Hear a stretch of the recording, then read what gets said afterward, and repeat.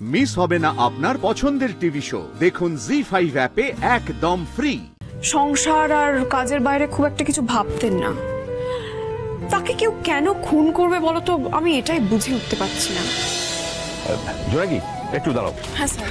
তোমাকে একটা কথা বলার আছে। হ্যাঁ বলুন স্যার। ভাবতে ভাবতে হঠাৎ আমার মনে হলো ইনভেস্টিগেশনের সময় রান্নাঘরে পায়েসের বাটির পাশে একটা ছোট্ট শিশি পেয়েছিলাম।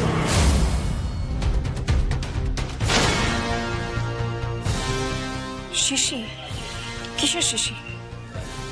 শিশিটা ফরেন্সিক ডিপার্টমেন্টে পাঠিয়েছিলাম টেস্টের জন্য, কিন্তু ফ্র্যাঙ্কলি স্পিকিং রিপোর্টটা কি এসেছিল সেটা এখন আর আমার মনে নেই। কিন্তু সেই রিপোর্টের ভিত্তিতে তো কোনো অ্যাকশন নেওয়া হয়নি না, মানে আমি অন্তত কেস স্টাডি করে সেরকম কিছু দেখিনি। না, কারণ তার আগেই প্রতিমা দেবী স্মৃতি হারিয়েছিলেন, মানে ওনার নার্ভাস ব্রেকডাউন হয়েছিল, তাই বাধ্যই পুলিশ কাস্টাডি থেকে সরিয়ে ওনার চিকিৎসার ব্যবস্থা করা হয়েছিল, যাতে অ্যাটলিস্ট ওনার চিকিৎসাটুকু হয় উনি একটু বেটার থাকেন। আমার মা এখনো সুস্থ হয়নি স্যার, চিকিৎসায় সাড়া দেয়নি মা, আমাকেও চিনতে পারে না।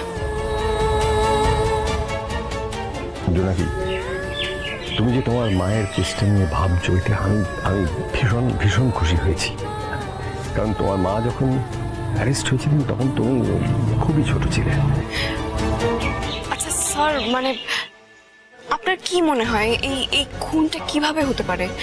মানে আপনি অনেক দিনের অভিজ্ঞ মানুষ, তাই জিজ্ঞেস করছি, আপনার সত্যি মনে হয় আমার মা খুন করেছে? দেখো জোনাকি, মানে মানসিকভাবে অসুস্থ হওয়ার আগে, অ্যারেস্ট হওয়ার পর থেকেই কিন্তু তোমার মা বারবারই বলেছিলেন যে খুনটা উনি করেননি, কিন্তু আনফর্চুনেটলি জিজ্ঞাসাবাদের তো কোনো সুযোগই পেলাম না, কোনো সাক্ষী পেলাম না, মানে তদন্ত যে করব কোনো উপায় আমার কাছে ছিল না। কিন্তু একটা কথা আমার বারবার মনে হয়েছে, এখনো মনে হয় যে পায়েসে যদি উনি বিষ মিশিয়ে থাকেন, তাহলে শিশিটা কেন উনি পায়েসের বাটির পাশে রেখে যাবেন? যে বিষ মেশাবে সে তো সবচেয়ে আগে ওই শিশিটাকেই ডিস্ট্রয় করতে চাইবে, ডাস্টবিনে ফেলে দেবে বা অন্য কোথাও ফেলে দেবে, নষ্ট করে ফেলবে। সেটা তো ওই অপরাধের জায়গায় ফেলে রেখে যাবে না, কারণ সেটাই তার এগেনস্টে সবচেয়ে বড়, সবচেয়ে স্ট্রং এভিডেন্স। তাছাড়া তোমার মায়ের, মানে তোমার বাবাকে খুন করার কোনো মোটিভ আমি ফ্র্যাঙ্কলি খুঁজে পাইনি। তবে আমি নিশ্চিত স্যার, আমার মা অপরাধী নয়। প্রমাণ না পাওয়া গেলেও যে কোনো মানুষ নির্দোষ হতে পারে না তা তো নয় বলুন। হ্যাঁ, সেটাও একটা পয়েন্ট, অকাট্য যুক্তি। তবে সেই মুহূর্তে সবকিছুই তোমার মায়ের এগেনস্টে ছিল, তাই খুনি হিসেবে ওনাকে অ্যারেস্ট করা ছাড়া আমার হাতে আর কোনো অপশন ছিল না। স্যার, এটা আমার জীবনের প্রথম কেস, আপনার সাহায্য আমার খুব দরকার, বিশ্বাস করুন। সাক্ষীদানের জন্য আমি যদি আপনাকে ডাকি, আপনি আসবেন তো স্যার? যদি শিশির ফরেন্সিক রিপোর্টটা দেখে আমাকে একটু অন্তত সাহায্য করেন, খুব ভালো হয়।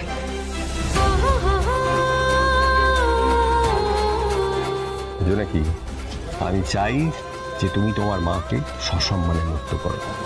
আমি আছি তোমার পাশে সবসময়, you can count on me. আর ওই ফরেন্সিক রিপোর্টটা যদিও অনেক বছরের পুরনো, তবে ওটা আমি একদম শিওরলি বার করে দেব।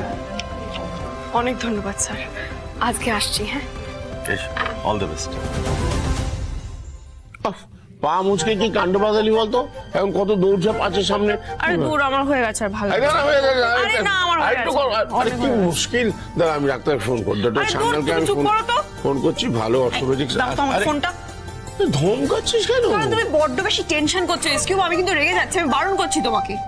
নিশিকান্ত স্যার আমাকে কি কি ইনফরমেশন দিল না দিল সেগুলো তো তোমাকে শুনতে হবে নাকি? ঠিক আছে, আগে কেস পরে পা। নিশিকান্ত স্যার খুব ইম্পর্টেন্ট একটা ইনফরমেশন দিল, যে পায়েসে যদি উনি বিষ মিশিয়ে থাকেন, তাহলে শিশিটা কেন উনি পায়েসের বাটির পাশে রেখে যাবেন? সেটা তো ওই অপরাধের জায়গায় ফেলে রেখে যাবে না, কারণ সেটাই তার এগেনস্টে সবচেয়ে বড়, সবচেয়ে স্ট্রং এভিডেন্স। আমি ধরেই নিচ্ছি যে পায়েসে যে বিষটা মিশিয়েছিল সে বিষের শিশিটা পায়েসের বাটির পাশেই রেখে গেছিল, মানে তাড়াহুড়োয় খুনি এমন কাজটা করেছে। আমি নিশিকান্ত স্যারকে ফরেনসিক রিপোর্টটাও বার করতে বলেছি, কিন্তু মেইন বিষয়টা হলো এতগুলো বছর পরে আমি খুনিকে খুঁজে বার করব কি করে? ডিফিকাল্ট, সত্যিই ডিফিকাল্ট। অনেক দিনের ঘটনা তো, সব প্রমাণ জোগাড় করতে হবে, ইনফরমেশন পেতে হবে। আচ্ছা দেবী, একটা কথা বলতো, তোর বাবার সঙ্গে খুব মেজর রাইভালরি ছিল এরকম কোনো মানুষ আছে? মানে কাজের ক্ষেত্রে হোক, ব্যবসার ক্ষেত্রে হোক, সম্পর্কের ক্ষেত্রে হোক? না, মানে আমি তখন খুবই ছোট ছিলাম জানো, কিন্তু আমি শুনেছি যে বাবা খুব ভালো মানুষ ছিলেন, সংসার আর কাজের বাইরে খুব একটা কিছু ভাবতেন না। তাকে কেউ কেন খুন করবে বলো তো, আমি এটাই বুঝে উঠতে পারছি না। মানে ইভেন যতজনের স্টেটমেন্ট নেওয়া হয়েছে এতদিনে, তারা সবাই বলেছে যে উনি নাকি নির্ঝঞ্ঝাট মানুষ ছিলেন, উনি কোনো ঝামেলায় জড়াতেন না, উনি খুব সৎ মানুষ ছিলেন।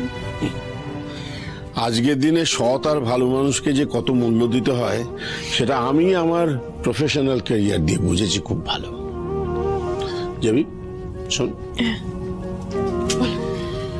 তোর এই এসকিউব কোনোদিন কোনো নিরপরাধীকে শাস্তি পেতে দেয়নি, তোকেও তাই করতে হবে।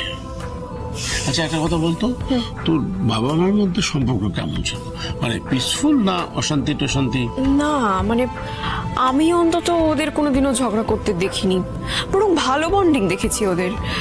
তবে লাস্ট স্টেটমেন্টে কাকিমা বলেছিলেন যে কিছুদিন ধরে নাকি ওদের কথা কাটাকাটি চলছিল, একটা ঝামেলা চলছিল।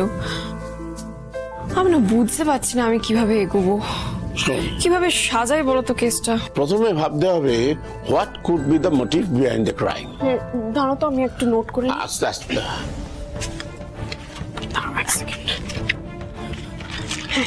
দেখ, মোটিভ ডিফারেন্ট অ্যাসপেক্ট থেকে ডেভেলপ করতে পারে, সাইকোলজিক্যাল, বায়োলজিক্যাল, সোশিওলজিক্যাল, এবং খুব ইম্পর্টেন্ট হচ্ছে কোথায় কোথায় কনফ্লিক্ট রয়েছে সেইগুলো।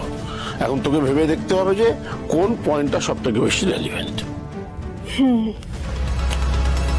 আরেকটা জিনিস তুমি দেখো এসকিউব, আমি যবে থেকে এই কেসটা কোর্টে ফাইল করেছি তবে থেকে নানান ঘটনা ঘটছে। মানে প্রথমে আমাকে মেরে ফেলার চক্রান্ত করা হলো, তারপর আমি যখন নিশিকান্ত সিনহার বাড়িতে গেলাম তখন তাকে কিডন্যাপ করে সরিয়ে দেওয়ার চক্রান্ত করা হলো। মানে পুরোটাই তো একে অপরের সাথে জড়িত, তাই না? মানে কেউ বা কারা কনস্ট্যান্টলি চাইছে যে এই কেসটা যাতে কোর্টে না ওঠে। আর যদি মোটিভের বিষয়টাই দেখি তাহলে এটাও তো খুব ইম্পর্টেন্ট, তাই না? জি5 ডাউনলোড করুন আর সব এপিসোড দেখুন একদম ফ্রি।